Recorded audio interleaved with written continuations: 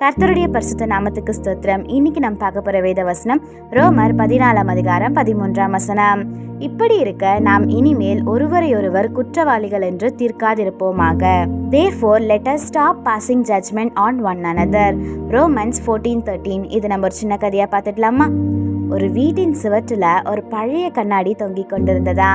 அதில் இருந்த பிளவுகளும் கரைகளாலேயும் அதில் பார்த்த முகங்கள் சரியா தெரியவில்லையா.